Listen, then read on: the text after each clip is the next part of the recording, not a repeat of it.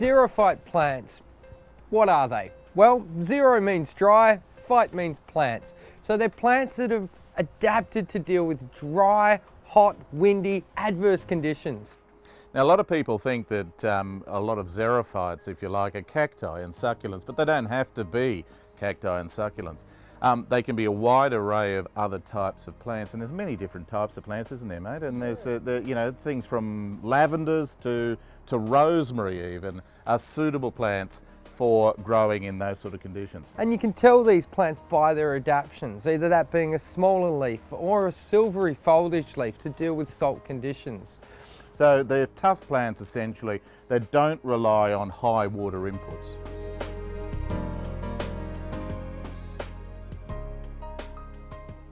Now, xerophytes is a big word, but I mean it encompasses a huge array of plants, and some of those plants include things like salvias, lavenders, rosemary, all of those types of plants.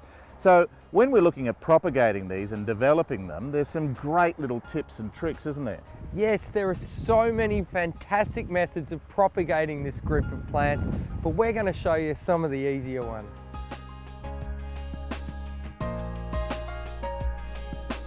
Now, Tino, what we need for propagation, isn't it? We need a good mix to do that. Yeah, a good media that has all the attributes that these dry, tough plants need. Additionally, we need a media that's also clean to start with. So no diseases, no pests, no weeds in there, and that's what we're after. So we use ingredients that already come to us pretty clean. Now, if you can't get these ingredients, you can actually buy a complete propagation mix from any retail nursery or hardware store. But most of these ingredients are fairly easy to come by. It's just coir peat, sharp sand, and perlite.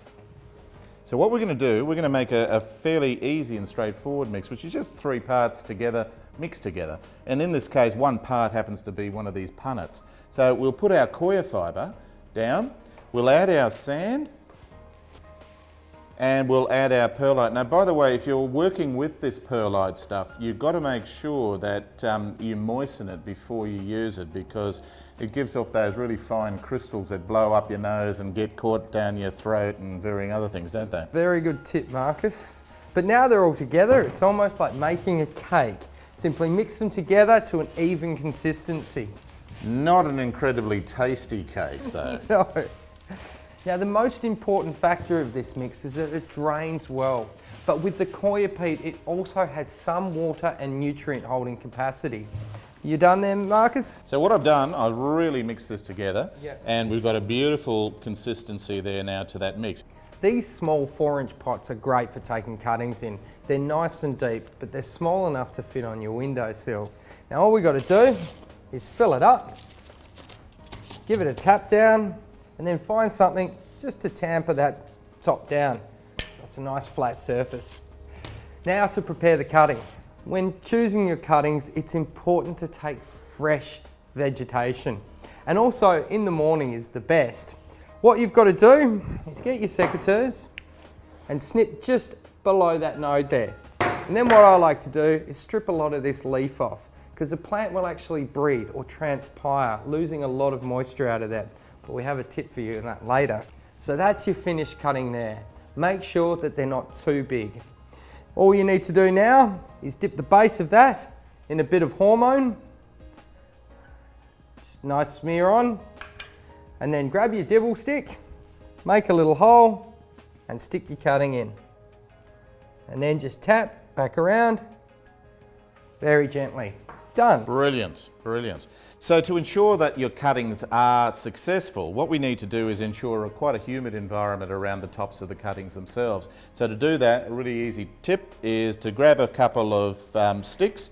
These just happen to be meat skewers, which work quite well, or just any type of stick will do. Pop 3 in like that. Grab yourself a plastic bag and just pop the whole lot in a plastic bag over the top. Now make sure you've watered the pot before you do this as well. You got yourself an instant little hothouse there, Marcus. Fantastic, mate, and a little rubber band around the bottom of that, and we've got a perfect environment for growing our little cuttings in.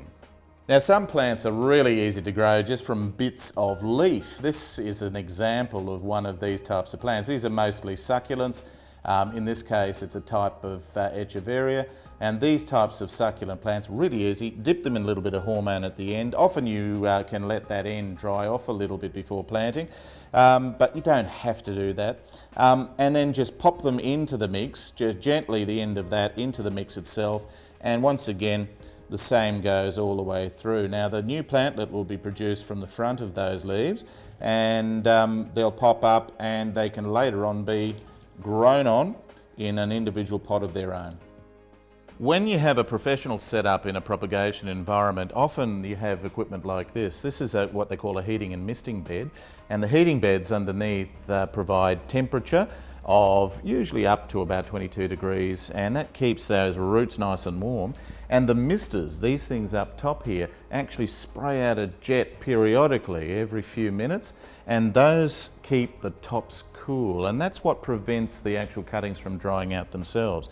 But how do we know when the cuttings are actually ready? Well, an easy way of doing that is just check for root development out of the bottom parts of the container itself. So what we've got here is an example of plant cuttings that have actually got roots and started to develop. This is an ideal stage at the moment to pop these types of cuttings on. So Tino, propagation of plants is not that difficult. I mean, if you follow the basic guidelines and some basic rules, you can get some really good results. And it doesn't cost you much either. In fact, it saves you a lot of money. All you need is a bare minimum of media and then just the parent plants to actually take the cuttings off. And cuttings are so much fun, and it's a great thing to do with your kids. So just get out there and do it.